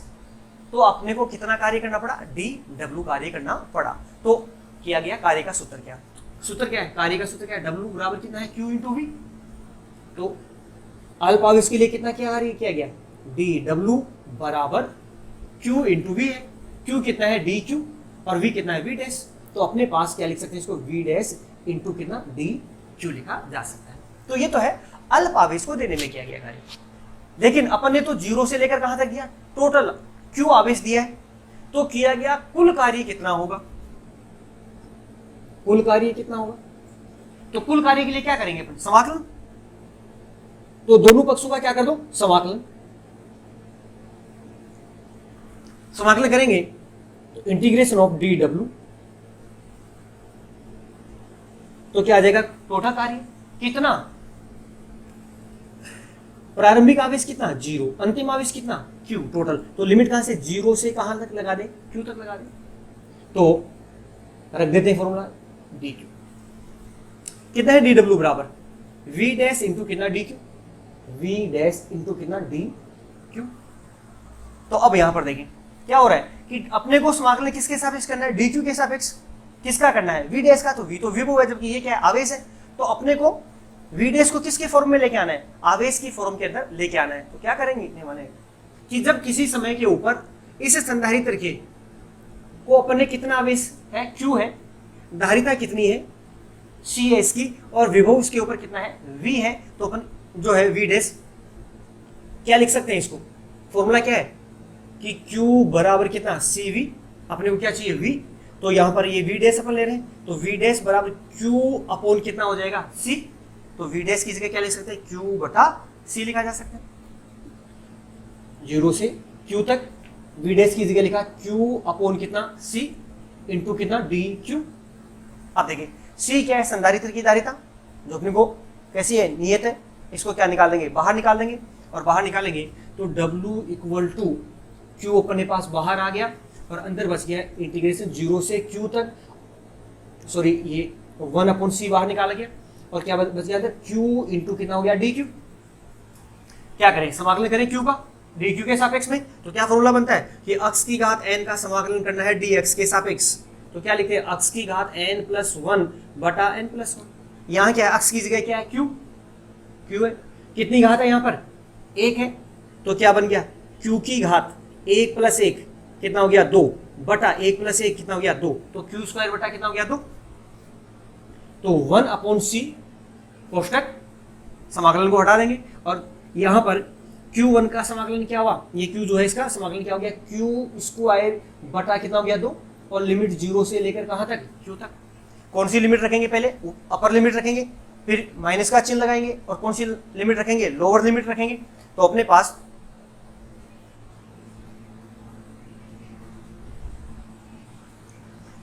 W = 1/c into Q की जगह क्या है, कैपिटल Q। तो कैपिटल Q स्क्वायर बटा 2 माइनस कितना, Q स्क्वायर की जगह कितना रखना है, 0। तो पूरी टर्म ही कितनी हो जाएगी, 0। तो क्या बच गया, Q स्क्वायर बटा 2। तो W बराबर क्या हुआ, Q स्क्वायर बटा कितना हो गया, 2c। और ये जो किया गया कार्य है यही किसके अंदर संचित होगा, विद्युत स्थितिज ऊर्जा के रूप में। कहां पर होगा, प्लेटों के मध्य विद्युत क्षेत्र के रूप में संचित होगा। ठीक है, और स्थितिज ऊर्जा को है वो अपन किससे रिप्रेजेंट करते हैं, यू से। तो इस तरह से संधारित्र की प्लेटों के मध्य जो संचित ऊर्जा आई वो अपने पास कितनी आ गई, U बराबर कितना लिख सकते हैं, क्यू स्क्वायर बटा 2c। क्या है, U = क्यों किया गया कार्य किसके है, वही किसके रूप में संचित हो रहा है, स्थितिज ऊर्जा के रूप में। तो लिख सकते हैं U बराबर W। W की वैल्यू अपने पास क्या है, क्यू स्क्वायर बटा 2c। तो U = कितना आया, 1/2 क्यू स्क्वायर बटा c। ये अपने पास होगी संधारित्र की प्लेटों के मध्य संचित ऊर्जा। इसको दूसरे रूप में भी यदि लिखना चाहें तो देखो, संधारित्र की धारिता कितनी है, c है। टोटल आवेश अपने कितना दिया, q दिया। टोटल इसके ऊपर विभव कितना है, v है, उत्पन्न हुआ। तो क्या लिखेंगे, q बराबर क्या लिखा जा सकता है, cv। q की जगह लिखें कितना, cv। तो क्या होगा, u बराबर 1/2 q का क्या करना है, स्क्वायर। तो c स्क्वायर v स्क्वायर बटा कितना हो गया, c। एक c से c कट गया तो अपने पास मिल गया अपने को 1/2 क्या बच गया ऊपर, cv स्क्वायर। ये दूसरा फॉर्मूला बन गया स्थितिज ऊर्जा का। और इसको यदि चेंज करें तो लिख सकते हैं U =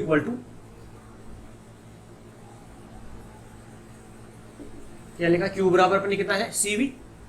तो c की यदि वैल्यू रखें यहां से तो c बराबर कितना है, Q बटा कितना है, v।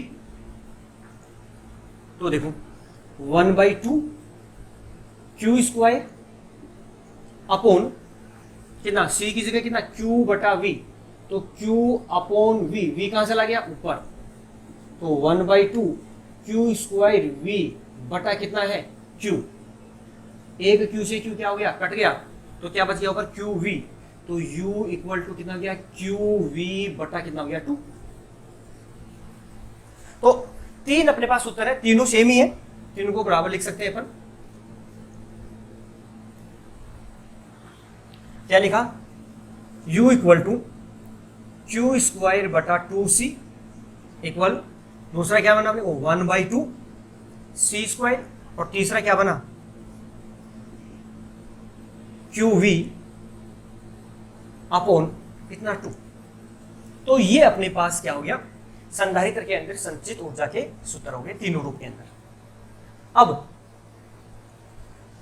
अपन ने क्या कहा कि अपन ने ये जो संधारित्र था, इस संधारित्र को टोटल आवेश कितना दिया गया, क्यू आवेश दिया गया, और इसके ऊपर टोटल विभव कितना है, v है। तो किया गया कुल कार्य या संचित ऊर्जा W बराबर Q इंटू कितना V, और किया गया कार्य किसके अंदर, ऊर्जा में संचित। तो U बराबर कितना हुआ, QV। बाहर से किया गया कार्य, बाह्य किया गया कार्य, बाह्य किया गया कितना है, W बराबर कितना, QV और संधारित्र में कितना संचित हुआ देखो, क्यू वी बटा 2, आधा। तो भाई आधा कार्य मतलब आधी एनर्जी कहां चली गई, कहां खर्च हो गई, इस संधारित्र को आवेशित करने में क्या हो गई, संचित खर्च हो गई। जिस तार की सहायता से अपन क्या करेंगे, इन संधारित्रों को आवेशित करेंगे, तो उन संधारित्र जो तार हैं उन तारों के भीतर उष्मा हानि के रूप में क्या हो जाएगी, खर्च हो जाएगी। जितनी अपन ऊर्जा देंगे उससे कितनी संचित हो रही है, यहाँ पर आधी ऊर्जा ही क्या हो रही है, संचित होती है। बात करते हैं संधारित्र में संचित ऊर्जा घनत्व। संधारित्र में संचित ऊर्जा घनत्व। ऊर्जा घनत्व को अपन किससे लिखते हैं, स्मॉल यू से रिप्रेजेंट करते हैं। तो देखिए ऊर्जा घनत्व किसे कहा था अपन ने, कि एकांक आयतन में संचित ऊर्जा, एकांक आयतन में संचित ऊर्जा, बस और कुछ नहीं। कि जो ऊर्जा है उसको कहां निकालना है, अपने को एकांक आयतन में निकालनी है। तो अभी अपन ने जो संधारित्र लिया, कि ये अपने पास संधारित्र लिया था, और इस संधारित्र के लिए अपने कहा कि इसकी धारिता कितनी है, C है, और इसमें जो संचित ऊर्जा है वो अपने निकाली, U equal to Q square upon कितना 2C। तो ये जो टोटल ऊर्जा थी वो पूरी इसके संपूर्ण आयतन में थी, पूरे इस आयतन के अंदर, यहां पर संपूर्ण आयतन में। तो कैसे संपूर्ण आयतन के रूप में जब इसको रिप्रेजेंट करेंगे तो कैसे लिखेंगे इसको, कुछ नहीं, सिंपल सा काम करना है कि जो आपके पास आवेश दिया गया है Q, और जो नीचे क्या है संधारित्र की धारिता, इसको अपने को लिखना है। अब अपन क्या करें कि भाई ये जो ऊर्जा जो संचित हो रही है वो कहां हो रही है, संधारित्र की प्लेटों के बीच में। किसके रूप में ये हो रही है, विद्युत स्थितिज ऊर्जा के रूप में। कहां पर, विद्युत क्षेत्र के बीच प्लेटों के मध्य। अब कितनी है, अपने कहा प्लेटों के मध्य जो है विद्युत क्षेत्र कितना है, यदि E है, प्लेटें जो है अपने ली, इनका पृष्ठ आवेश घनत्व कितना है, माना था अपने प्लस का सिग्मा, और कितना ले सकते हैं माइनस का सिग्मा। प्लेट का क्षेत्रफल है वो अपन ने कितना लिया, E। प्लेटों के बीच की डिस्टेंस कितनी है, D। तो धारिता कितनी होगी, C बराबर एप्सिलॉन नॉट A अपॉन कितना D। तो ये तो होगी धारिता। अब क्या चाहिए अपने को, आवेश Q चाहिए।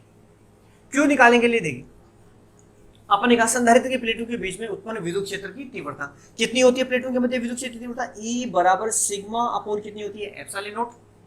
एप्सिलॉन नॉट क्या है, ये सॉरी सिग्मा क्या है, पृष्ठ आवेश घनत्व है। सिग्मा जो है वो क्या है, पृष्ठ आवेश घनत्व है। कितना होता है, Q। सिग्मा बराबर Q अपॉन कितना, A, एकांक क्षेत्रफल पर आवेश की मात्रा। तो सिग्मा बराबर क्या लिख सकते हैं, Q अपॉन A। तो यहां से ही लिख सकते हैं Q अपॉन कितना A, तो एप्सिलॉन नॉट इंटू कितना गया A। अपने को क्या चाहिए, आवेश ही तो चाहिए, तो आवेश ही है, तो एप्सिलॉन नॉट का क्या करते हैं, पक्षांतर। तो यहां से Q बराबर एप्सिलॉन नॉट A इंटू कितना गया, कैपिटल A आ गया। दोनों वैल्यू रख दीजिए यहाँ पर। तो U इक्वल टू कितना आया, U इक्वल टू देखिए Q स्क्वायर, तो Q की वैल्यू रखें epsilon naught A into capital E का whole square upon 2 into C कितना है, epsilon naught A, epsilon naught A upon कितना है D। D कहाँ जाएगा, ऊपर आ जाएगा, तो इसको सरल करें तो एप्सिलॉन नॉट का स्क्वायर A का स्क्वायर इंटू कैपिटल E का स्क्वायर इंटू D, ये नीचे वाला ऊपर चला गया, और अपॉन नीचे क्या बचेगा 2 एप्सिलॉन नॉट A।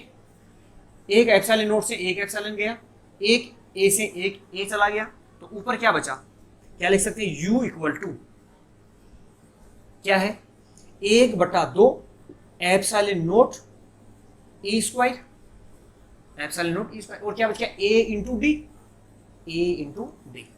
ठीक है, तो अब यहां पर देखिए ये A इंटू D क्या है, A इंटू D क्या है, ये जो A इंटू D है क्या है, इस A क्या है, प्लेट का क्षेत्रफल, इन दोनों प्लेटों का क्षेत्रफल, और इन D क्या है, इन दोनों प्लेटों के बीच की दूरी। तो क्षेत्रफल इंटू दूरी, क्षेत्रफल इंटू दूरी क्या बन गया, ये आयतन। इस संधारित्र का क्या बन चुका, ये आयतन बन चुका, क्या, A इंटू डी। इसका मतलब ये जो ऊर्जा है जो क्षेत्रफल के रूप में अपने लिखी, ये संपूर्ण आयतन में, संपूर्ण आयतन के अंदर है। तो अपने को क्या निकालना, ऊर्जा घनत्व। तो क्या कहा, एकांक आयतन में संचित ऊर्जा किसे रिप्रेजेंट करेंगे, क्या करें, ये जो ऊर्जा है वो कितने आयतन में है, A इंटू डी। मतलब A इंटू डी आयतन के अंदर टोटल ऊर्जा कितनी संचित हुई, U संचित हुई। तो इकाई आयतन में संचित ऊर्जा कितनी होगी, U upon A into D, जो क्या कहला रही है, ऊर्जा घनत्व है। तो क्या लिख सकते हैं, स्मॉल u बराबर capital U upon A into D. आयतन हो गया, टोटल ऊर्जा होगी, कुल ऊर्जा बटा आयतन बराबर कुल ऊर्जा कितनी है, 1/2 epsilon naught E square into AD upon कितना, AD से AD क्या हो गया, कट गया। तो स्मॉल u बराबर क्या हो गया, 1/2 एप्सिलॉन नॉट E इंटू क्या हो गया, स्क्वायर। और यदि याद है तो यही सूत्र अपन ने जब पहला चैप्टर पढ़ा था तो वहां पर भी निकाला था कि विद्युत क्षेत्र में संचित ऊर्जा U इक्वल टू, एक जो ऊर्जा घनत्व था, U equal to 1/2 epsilon naught E का स्क्वायर। और सेम यही आंसर यहाँ पर दोबारा रिपीट हो रहा है। इसका मतलब सेम ही आंसर है कि कहीं पर भी जब विद्युत क्षेत्र के अंदर के रूप में जब ऊर्जा संचित होगी तो उसका मान कितना होगा, U equal to 1/2 epsilon naught E square के रूप में लिखा जा सकता है। उसका जो ऊर्जा घनत्व है वो लिखा जा सकता है। तो ये था ऊर्जा घनत्व। अब अपन नेक्स्ट पॉइंट पे बात करते हैं, अपना पॉइंट। तो शुरू करें उससे पहले आपसे रिक्वेस्ट कि यदि आपने चैनल को सब्सक्राइब नहीं किया है और शेयर नहीं किया है तो जल्दी से अपने दोस्तों के साथ इसको क्या करें, शेयर करें और चैनल को क्या कर दें, सब्सक्राइब कर दें, ताकि अपनी कम्युनिटी का क्या होता रहे, ग्रोथ होता रहे। तो अब आते हैं पॉइंट के ऊपर कि आवेशित चालकों का संयोजन, आवेशित चालकों का संयोजन। यहां से बड़ा क्वेश्चन पूछा जाता है और कई बार न्यूमेरिकल भी आता है यहां पर कि क्या है कि जब आपके पास कोई चालक है, गोले चालक हो सकते हैं, संधारित्र हो सकते हैं, कोई भी चालक, यदि आपने उनको संयोजित किया, आपस में जोड़ा है, किसी तार की सहायता से जोड़ दिया, जैसे एक चालक है दूसरा चालक है, इनको बीच में किसी तार की सहायता से अपने क्या कर दिया, जोड़ दिया गया है। तो जोड़ेंगे तो इन चालकों का के ऊपर जो आवेशों का पुनर्वितरण होगा, आवेशों का ट्रांसफर होगा, वोल्टेज जो है, विभव जो है, उसके अंदर जो परिवर्तन होगा, इनकी जो ऊर्जा जो होगी, इनमें जो परिवर्तन होगा वो अपन क्या करेंगे, यहाँ पर कैलकुलेट करेंगे। तो अपन लेते हैं सबसे पहले कि पहला अपने पास एक चालक ये गोला है और दूसरा ये चालक गोला है। पहले चालक की जो धारिता है वो मान ली C1 है, दूसरे चालक की जो धारिता है वो कितनी है, C2 है।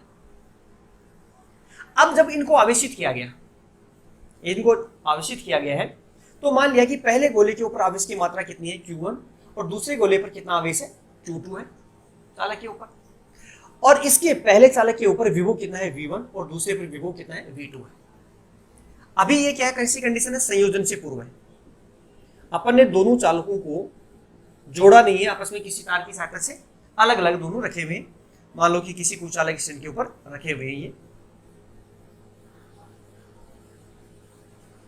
ठीक है।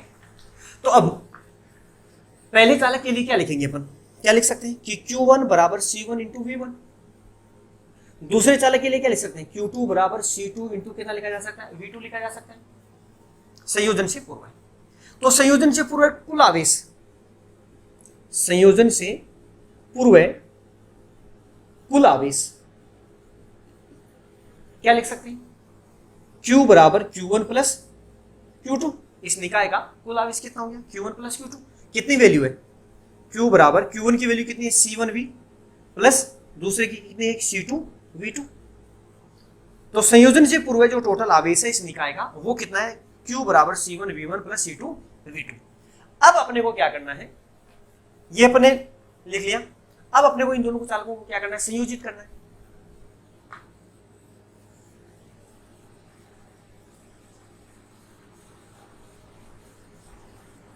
दोनों चालकों को अपन किसी तार की सहायता से क्या कर देंगे, संयोजित कर देंगे। ऐसे कर दो सीधा कि ये क्या है, एक तार है, तार की सहायता से इसको क्या कर दिया, संयोजित कर दिया। अब पहले धारिता है वो तो अब भी कितनी है, C1 और C2। अब बात है कि जब इसको तार से आपने जोड़ा तो जोड़ते ही क्या होगा, एक चालक से दूसरे चालक के ऊपर, पहले से दूसरे पर या दूसरे से पहले के ऊपर क्या होगा, आवेश का स्थानांतरण होगा। आवेश का जब स्थानांतरण होगा तो उसके विभव में क्या होगा, परिवर्तन होगा। अब किससे होगा, पहले से दूसरे पे या दूसरे से पहले पर, वो डिपेंडेंट किसके ऊपर करेगा कि भाई किस गोले के ऊपर, किस चालक के ऊपर विभव कितना है।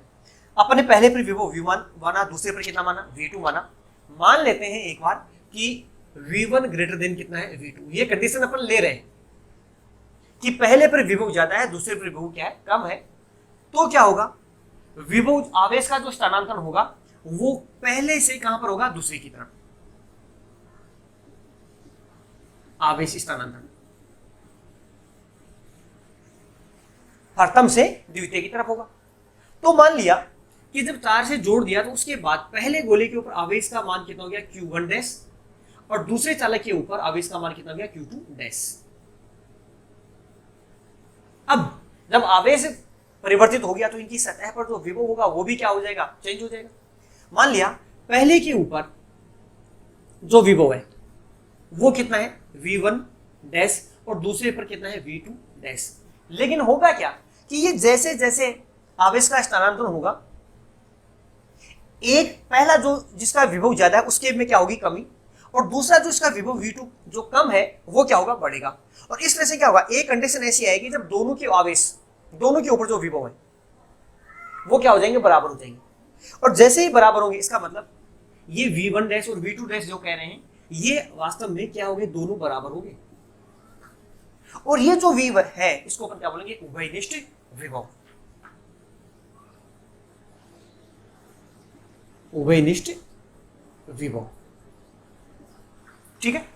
तो अब जैसे ही ये दोनों का विभव समान होगा, आवेशों का जो प्रवाह होगा वो क्या हो जाएगा, रुक जाएगा, स्थिर हो जाएगा, उसके बाद कोई प्रवाह नहीं होगा। अब अपन जैसे ये लिखा उसी तरह से लिखते हैं। पहले चालक के लिए संयोजन के पश्चात, ये पर जोड़ दिया तो संयोजन के पश्चात, तो संयोजन के पश्चात पहले गोले के लिए क्या लिखेंगे, Q1 डैश बराबर कितना धारिता है, C1 है, विभव कितना है, V, तो C1V। दूसरे गोले के लिए क्या लिखेंगे, Q2 डैश बराबर C2 इंटू कितना लिखेंगे, V। तो संयोजन के पश्चात कुल आवेश, संयोजन के पश्चात कुल आवेश निकाय का कुल आवेश क्या लिख सकते हैं एक बार, Q डैश बराबर Q1 dash plus Q2 dash. Value लिख दो, Q1 डैश बराबर कितना, C1V प्लस Q2 डैश कितना है, C2V। तो ये संयोजन के पश्चात इस निकाय का कितना हो गया, टोटल आवेश हो गया। और ये क्या हो गया, संयोजन से पूर्व टोटल आवेश हो गया। लेकिन क्या है, क्या कहता है, किसी निकाय का कुल आवेश हमेशा क्या रहता है, संरक्षित रहता है। मतलब संयोजन से पूर्व है और संयोजन के पश्चात जो आवेश होगा वो कैसा रहेगा, संरक्षित रहेगा, बराबर रहेगा। तो अपन क्या लिख सकते हैं कि आवेश संरक्षण के नियम से, आवेश संरक्षण के नियम से Q डैश किसके बराबर होगा, क्योंकि Q डैश की वैल्यू कितने पास कितनी है, C1V प्लस C2V, और बराबर Q की वैल्यू कितनी है, C1V1 प्लस C2V2। तो ये C1V1 प्लस C2V2, दोनों में से V क्या निकालें, कॉमन, तो V कॉमन आ गया, तो यहाँ क्या बच गया, C1 प्लस C2, और ये हो गया C1V1 plus C2V2। C1 plus C2 का क्या करते हैं, पक्षांतर कर दें यहाँ पर, तो अपने को मिला V बराबर C1V1 plus C2V2 upon C1 plus C2। ये क्या आ गया अपने पास, उभयनिष्ठ विभव आ गया। तो इस तरह से दो चालकों को यदि आपस में संयोजित किया जाता है तो उनका उभयनिष्ठ विभव का सूत्र क्या होगा, V बराबर C1V1 plus C2V2 upon C1 plus C2। मतलब जब आपको धारिता और विभव दिया गया है दोनों चालकों का, तो अपन इस सूत्र की सहायता से क्या निकाल सकते हैं, उभयनिष्ठ विभव ज्ञात कर सकते हैं। मान लो यदि यहां पर विभव ना देके क्या दिया गया, आवेश दिया गया और धारिता दी गई है, तो कैसे निकालेंगे। तो देखो यहां पर क्या, देखो C1V1 क्या है, C1V1 संयोजन से पूर्व है, पहले गोले का आवेश। C2V2 क्या है, संयोजन से पूर्व है, दूसरे गोले का आवेश। तो क्या हुआ, टोटल आवेश। तो क्या लिख सकते हैं, V बराबर कुल आवेश Q1 plus Q2 upon C1 plus C2। तो क्या हो गया, V बराबर कुल आवेश बटा कुल धारिता। तो यदि आपको आवेश दोनों चालकों के ऊपर दिया गया है और क्या दी गई है, उनकी धारिता दी गई है, तो अपन उभयनिष्ठ विभव कैसे निकालेंगे कि V बराबर टोटल आवेश बटा टोटल धारिता से कैलकुलेट कर सकते हैं। दूसरा कि यदि मान लो आपको संधारित्र के अंदर यहां धारिता न देके क्या दी गई है, इसकी त्रिज्या दी गई है। जैसे मान लिया कि पहला जो चालक है उसकी त्रिज्या कितनी है, R1 है, इसकी त्रिज्या कितनी है, R2 है। गोलीय चालक आपको दिए गए, तो कैसे निकालेंगे, तो अपने को पता है कि गोलीय चालक की धारिता कितनी होती है, C बराबर 4 पाई एप्सिलॉन नॉट इनटू कितनी R। ये अपने निकाली थी इसी चैप्टर के अंदर शुरू में कि C बराबर 4 पाई एप्सिलॉन नॉट इनटू कितनी होती है, R होती है। तो अपन क्या लिखेंगे,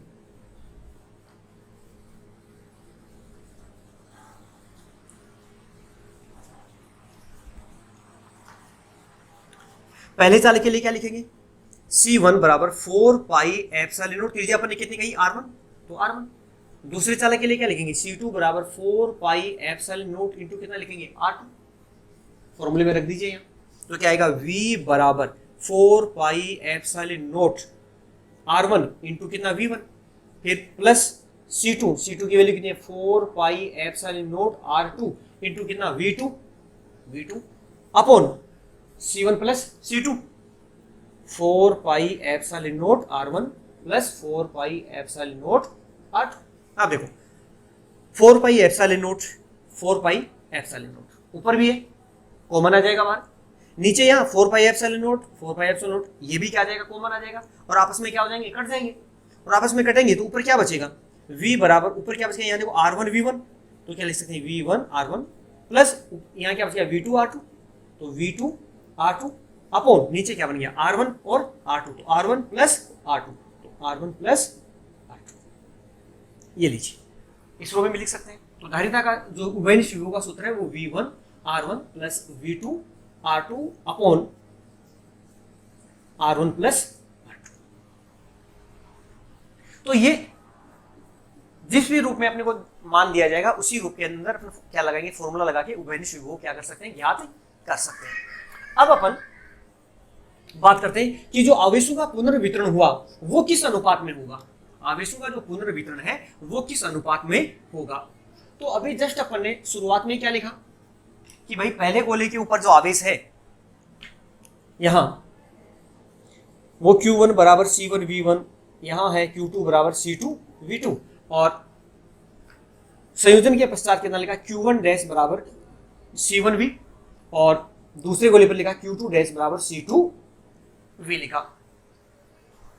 तो संयोजन के पश्चात पुनर्वितरण हुआ, तो कौन है पुनर्वितरण में, Q1 डैश और Q2 डैश, इनका अनुपात निकालो। तो Q1 dash upon Q2 dash बराबर क्या आया, C1V बटा C2V, V से V क्या हो गया, कैंसिल, तो क्या मिला आपने को, Q1 डैश बटा Q2 डैश बराबर क्या हो गया, C1 अपॉन C2।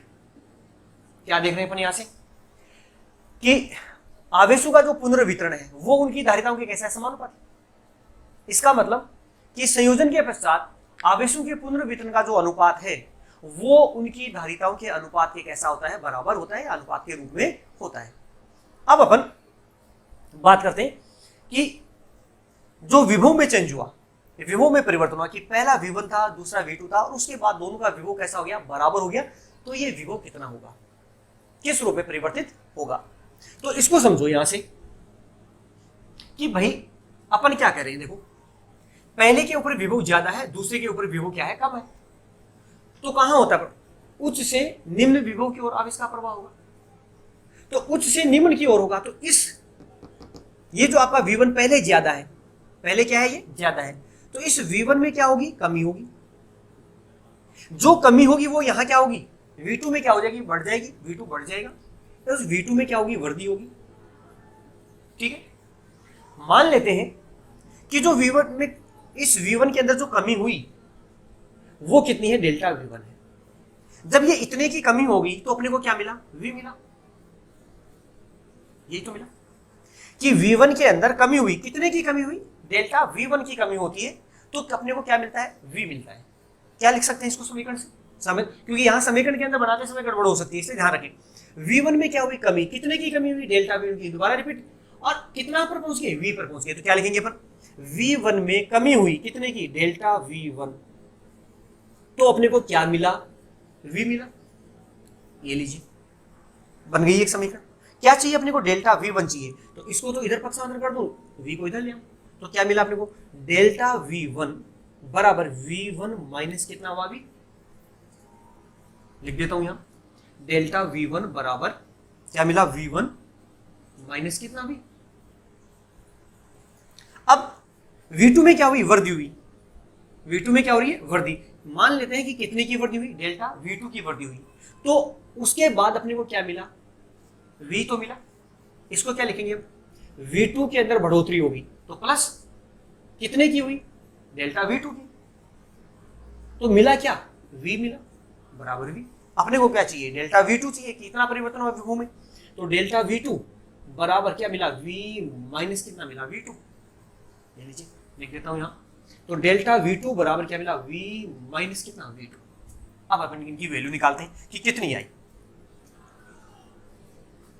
तो चलो निकालते हैं पहले डेल्टा V1 की, डेल्टा V1 बराबर V1 माइनस कितना है, V क्या है, उभयनिष्ठ विभव, उभयनिष्ठ विभव का अभी भी फॉर्मूला लिखा था अपन ने कि V बराबर क्या लिखा था, C1V1 प्लस C2V2 अपॉन कितना होता है, C1 प्लस C2, ये उभयनिष्ठ विभव का अपने फॉर्मूला पढ़ा, रख दीजिए यहाँ पर वैल्यू, तो C1V1 plus C2V2 upon C1 plus C2, V1 को क्या लिख लें, अपॉन 1, लघुत्तम ले लेंगे अपन, तो लघुत्तम लिया 1 और C1 प्लस C2 का, तो क्या आ गया, C1 प्लस C2 आ गया, 1 का भाग दिया C1 प्लस C2 में, तो C1 प्लस C2 मिल गया। अब C1 प्लस C2 किससे मल्टीप्लाई हो जाएगा, V1 से मल्टीप्लाई हो जाएगा, इससे मल्टीप्लाई हो तो V1 किससे हुआ, C1 से मल्टीप्लाई, तो V1 C1, फिर प्लस है तो प्लस, अब V1 किससे मल्टीप्लाई हुआ, C2 से, तो ये बन गया C2 V1, यहाँ लिखते समय ध्यान रखना, जल्दबाजी में C1 V1 की तरह C2 V2 मत कर देना, तो क्या होगा C2 V1 फिर माइनस, अब देखो C1 प्लस C2 का भाग दिया, C1 प्लस C2 में कितना आया, 1, 1 को ऊपर वाली संख्या से गुणा कर दिया, कितना सेम वैसे की वैसे आ गई, C1 V1 plus C2 V2, लेकिन ये दोनों किसके हैं, प्लस के हैं, और बाहर चिन्ह किसका आ गया, माइनस का आ गया, तो दोनों माइनस से प्लस से किसमें बन जाएंगे, माइनस में, तो ये C1 V1 माइनस का बन गया, और C2 V2 के पहले जो प्लस है वो भी किसका बन गया, माइनस का, तो C2 V2 बन गया। अब देखो C1 V1 प्लस का है, C1 V1 प्लस माइनस का है, आपस में क्या हो गया, कट गई, इन दोनों में से C2 और यहाँ पर भी क्या है, C2 कॉमन आ गया, तो C2 तो कॉमन आ गया, ऊपर क्या बच गया, V1 और माइनस का V2, तो V1 माइनस V2, और नीचे क्या बच गया, C1 plus C2, C1 plus C2, ये अपने को क्या मिल गया, डेल्टा V1, लिख देते हैं इसको भी इधर, तो डेल्टा V1 बराबर क्या आ गया, C2 into V1 minus V2 upon C1 plus C2। अब निकालते हैं डेल्टा V2, तो देखिए डेल्टा V2 बराबर क्या है, V माइनस V2, तो V की वैल्यू लिख देता हूं सीधी, कितनी है, C1 V1 plus C2 V2 upon C1 plus C2, फिर किसका है, माइनस और V2, माइनस का V2, और बटा क्या कर दे 1, कितना लघुत्तम आया, C1 plus C2, C1 plus C2, फिर वही भाग दिया, एक आ गया, एक से ऊपर वाले मल्टीप्लाई किया, वैसे की वैसी संख्या आ गई, तो बराबर C1 V1 plus C2 V2 minus V1 1 का भाग दिया C1 प्लस C2 में, वैसा वैसा C1 प्लस C2 आ गया।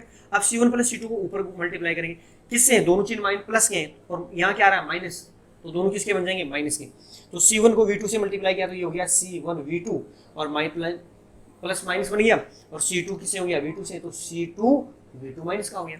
अब देखो C2 V2 प्लस का और ये C2 V2 किसका, माइनस का, कट गया आपस में, इन दोनों में से C1 क्या रहा है, कॉमन, C1 कॉमन आ गया, यहाँ क्या बचा, V1 minus V2, V1 minus V2 upon क्या हो गया, C1 प्लस C2, ये आ गया, लिख देते हैं यहाँ पर, तो डेल्टा V2 बराबर आ गया C1 into V1 minus V2 upon कितना है, C1 प्लस C2। तो अब देखो क्या आया, दोनों में क्या अंतर आ गया, देखो इतना पोर्शन है वो तो दोनों में सेम आ रहा है ना, V1 माइनस V2 बटा C1 plus C2, V1 minus V2 बटा C1 प्लस C2। यहाँ क्या रहा है, जब पहले में कितनी कमी हुई, तो यहाँ मल्टीप्लाई में इनके क्या आ रहा है C2 सेकंड की धारिता की, और V2 सेकंड में निकालने तो क्या आ रहा है C1 आ रहा है, विपरीत है ये। तो यदि अपन इनका अनुपात निकाले delta V1 upon delta V2, विभव में परिवर्तन का अनुपात कितना आएगा, डेल्टा V1 की वैल्यू कितनी है C2 into V1 minus V2 upon C1 plus C2 upon delta V2 की वैल्यू अपने पास कितनी है C1 into V1 minus V2 upon C1 plus C2, C1 plus C2 से C1 plus C2, V1 minus V2 से V1 minus V2, क्या बच गया ऊपर C2 और नीचे क्या बच गया C1। तो अपने पास क्या मिला अपने को delta V1 upon delta V2 बराबर C2 बटा C1। इसका मतलब देखो कैसा है व्युत्क्रमानुपाती। पहले के अंदर जो विभव में परिवर्तन हुआ वो पहले संधारित्र की धारिता के कैसे है व्युत्क्रमानुपाती है, दूसरे संधारित्र में जो के अंदर जो वृद्धि हुई वो दूसरे संधारित्र की धारिता के कैसे है व्युत्क्रमानुपाती है। तो इसका मतलब कि विभव परिवर्तन का जो अनुपात है वो धारिताओं के व्युत्क्रमानुपाती है। उन जो चालक आप ले रहे हो उन चालकों की जो धारिताएं हैं उन धारिताओं के कैसा है व्युत्क्रमानुपाती होता है। कई बार ये क्वेश्चन पूछा गया, इसकी लैंग्वेज दी गई है इस क्वेश्चन की, यहाँ पर ऐसा आपको सीधा नहीं दिया गया कि सिद्ध कीजिए कि delta V1 upon delta V2 बराबर कितना है C2 अपॉन C1, ये नहीं दिया गया है, बल्कि यहाँ पर क्या किया गया है आपको लैंग्वेज दी गई कि किन्हीं दो चालकों को आपस में किसी तार द्वारा संयोजित करने पर संयोजन के पश्चात उनके विभव परिवर्तनों का जो अनुपात है वो उनकी धारिताओं के व्युत्क्रमानुपाती होता है, सिद्ध कीजिए। ये पूरी लैंग्वेज दी गई है और शॉर्ट के अंदर इसको डायरेक्टली लिखा है। तो डेल्टा आपको ये सिद्ध करना है delta V1 upon V2, delta V2 बराबर कितना है C2 अपॉन C1, या इसको ऐसे भी लिख सकते हैं C1 अपॉन C2 की पावर -1, उल्टा कर दें, C1 को ऊपर ले जाए, C2 को, जो C1 की पावर कितनी -1 चलेगी, C2 की पावर भी नीचे कितनी जाएगी -1, दोनों को एक साथ लिखेंगे तो कितना होगा C1 अपॉन C2 की पावर -1 के रूप में लिखा जा सकता है। तो ये था, दो चीजें निकाली, आवेशों का पुनर्वितरण और विभव का पुनर्वितरण। आवेशों का पुनर्वितरण क्या हुआ धारिताओं के अनुपात के रूप में, वोल्टेज का परिवर्तन विभव परिवर्तन का जो है वो किसके रूप में धारिताओं के व्युत्क्रमानुपाती हुआ। अब अपन बात करते हैं कि जब अपन इन दोनों चालकों को आपस में संयोजित किया तो संयोजन के पश्चात ऊर्जा की हानि होगी। हमने पहले भी कहा कि जब चालक को आवेशित करोगे आप तो ऊर्जा में क्या होगी हानि होगी। अब ये ऊर्जा में कितनी हानि होगी वो अपने को क्या करनी है यहाँ पर कैलकुलेट करनी है।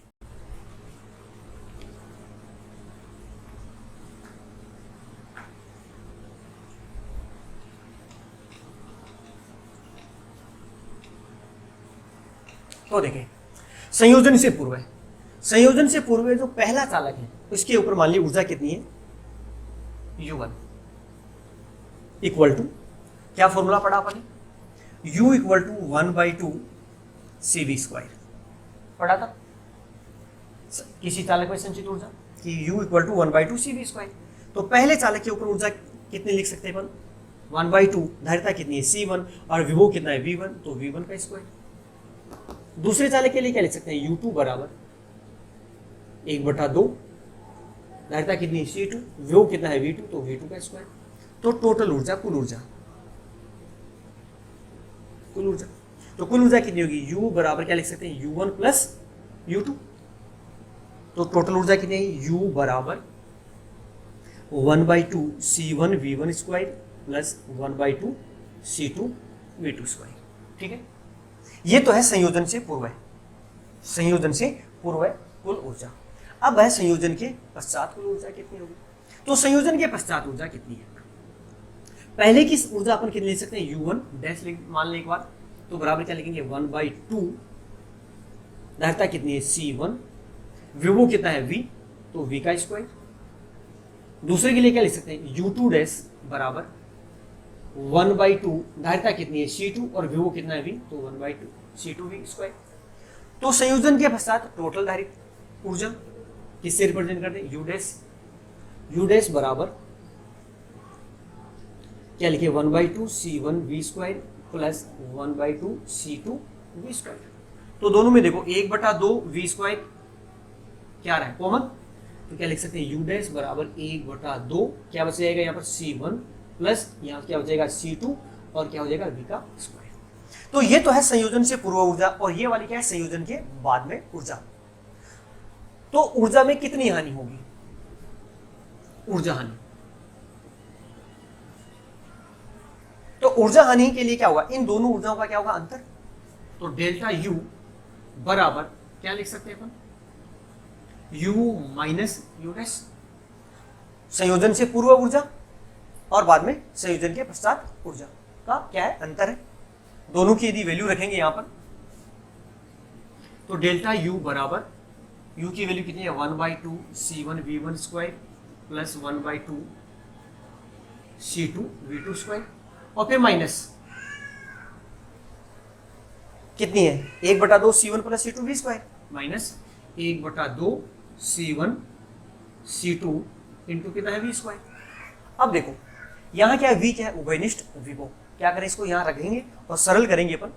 अब सिर्फ केवल सरल करना है समीकरण को, और कुछ इसमें ज्यादा नहीं है। तो इसलिए सरल जब करें तो थोड़ी सी क्या बरतें, सावधानी बरतें, नहीं तो इधर से उधर यदि आप करोगे तो क्या हो सकती है, गलती हो सकती है। तो delta U equal to 1/2 C1 V1 square plus 1/2 C2 V2 square minus कितना है, 1/2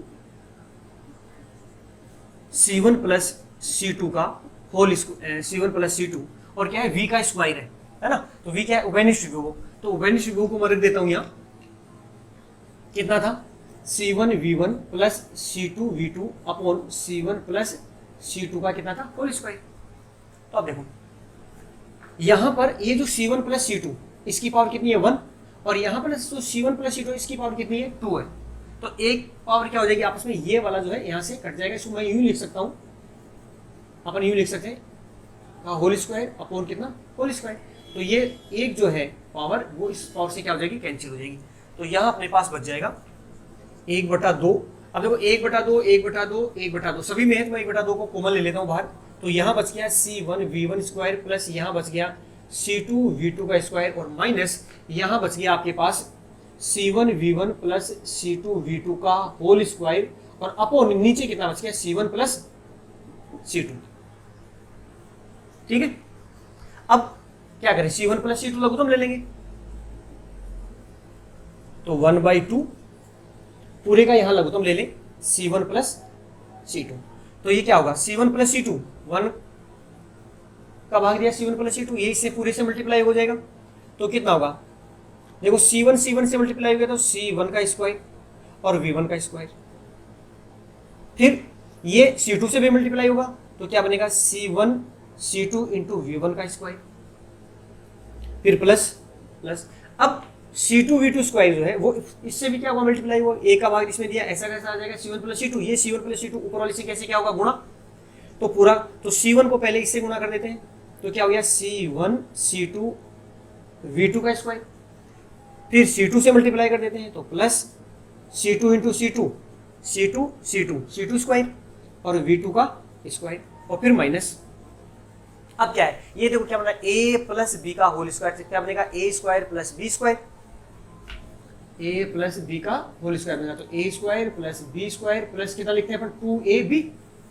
और देखो यहाँ पर क्या है, माइनस का चिन्ह है, तो यहाँ माइनस का चिन्ह होगा तो ये पूरी संख्या सभी जो है वो किस में चली जाएंगी, माइनस में चली जाएंगी। तो मैं यहाँ माइनस लगाता जाऊंगा साथ साथ में, यहाँ पर ये भी माइनस का, ये भी माइनस का, और ये भी किसका हो जाएगा, माइनस का। एक ही जगह कौन है, C1 V1, तो A स्क्वायर, तो C1 का स्क्वायर V1 का स्क्वायर, फिर B का स्क्वायर, B की जगह कौन है, C2 V2, तो माइनस C2 का स्क्वायर V2 का स्क्वायर, फिर माइनस 2A कौन है, C1 V1, B कौन है, C2 V2, ये लीजिए। अब यहाँ देखो जो कट रहा है उसको काट दो, C1 square V1 square, C1 square V1 square, ये माइनस का है, ये प्लस का कट गया। C2 स्क्वायर V2 स्क्वायर, ये प्लस का है और ये किसका है, माइनस का, ये कट गया। अब इन सब में देखो यहाँ क्या है, C1 C2 और C1 C2 सभी में से क्या जाएगा, कॉमन। तो 1/2 C1 C2 कॉमन आ गया, और यहाँ क्या बचा, V1 का स्क्वायर प्लस का है तो V1 का स्क्वायर। फिर आगे चलिए अपन, यहाँ क्या बचा, V2 का स्क्वायर प्लस V2 का स्क्वायर, और फिर यहाँ किसका बचा, माइनस 2V1 V2 अपॉन नीचे कितना है, C1 प्लस C2। ये देखो क्या बन रहा है, v1 square plus v2 square minus 2a v1 v2, इसका मतलब क्या बन गया a माइनस बी का whole square. a minus B का होल स्क्वायर क्या होता है, a square plus b square minus कितना होता है 2ab होता है। तो इसको क्या लिख सकते हैं, ये अपने पास है a square plus b square, तो अपन इसको क्या लिख सकते हैं a माइनस बी का होल स्क्वायर। a कौन है v1, b कौन है v2, तो इसको लिख सकते हैं डेल्टा u बराबर 1/2 c1 c2 into v1 minus v2 का whole square upon c1 plus c2। तो ये अपने पास क्या है, संधारित्र में ऊर्जा हानि, दो चालकों को जोड़ने पर ऊर्जा हानि। तो किन्हीं दो चालकों को आपस में जब जोड़ा जाएगा तो उसके अंदर ऊर्जा की हानि कितनी निकल जाएगी, डेल्टा u बराबर 1/2 c1 c2 into v1 minus v2 का whole square upon c1 plus c2 के रूप में होगा।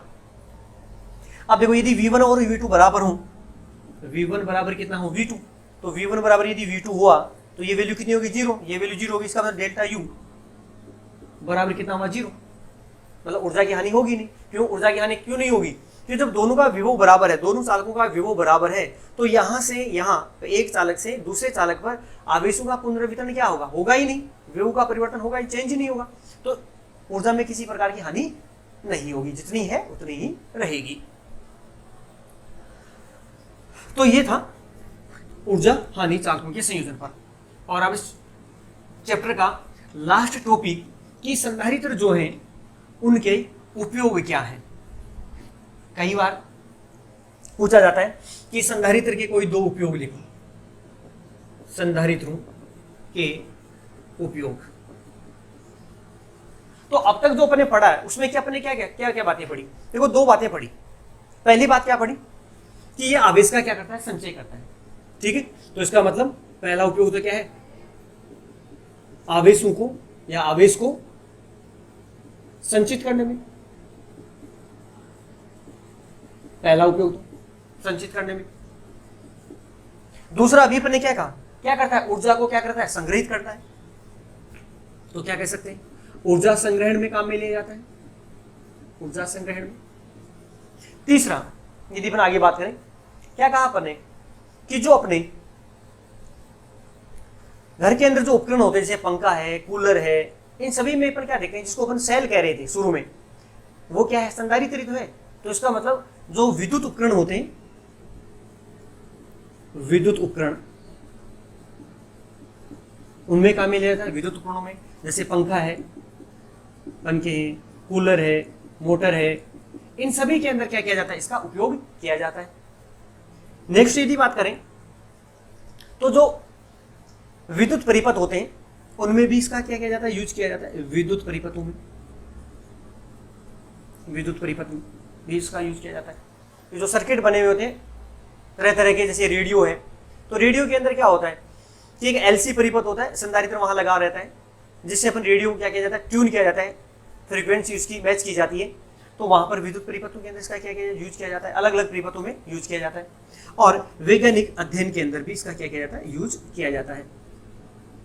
वैज्ञानिक अध्ययन के अंदर का मतलब है कि आप अलग अलग प्रकार के जो संधारित्र है उनके मध्य यदि अपन पराविद्युत पट्टिकाएं यदि रखें, अलग अलग पराविद्युत पदार्थ रखें, तो किस पराविद्युत पदार्थ से धारिता किस में ज्यादा अपने को मिलेगी, तो उनका क्या किया जाता है, यहाँ पर अध्ययन किया जाता है। तो ये संधारित्र के क्या है, सीधे सीधे उपयोग हैं जो पूछे जाते हैं। सिर्फ ये पूछा जाता है संधारित्र के कोई दो उपयोग लिखे या तीन उपयोग लिखे, तो क्या है, आवेश को संचित करने में, ऊर्जा संग्रहण के अंदर, विद्युत उपकरण के अंदर, विद्युत परिपथ के अंदर और वैज्ञानिक अध्ययन के अंदर क्या किया जाता है, उपयोग किया जाता है। तो इसके साथ ये अपना चैप्टर क्या होता है, कंप्लीट होता है।